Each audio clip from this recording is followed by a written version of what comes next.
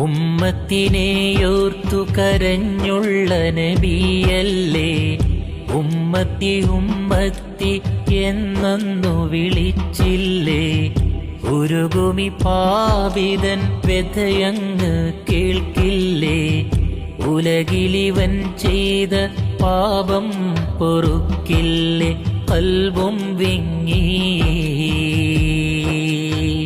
എന്നോടെ കരളും തേങ്ങി. കൽബും വിങ്ങി എന്നോടെ കരളും തേങ്ങി. മുത്ത് റസൂലേ ആ കൈ തന്നിടുവാൻ ഞാൻ തേടി. സ്നേഹാർദ്രമാമെന്റെ കൽബും പൊട്ടി.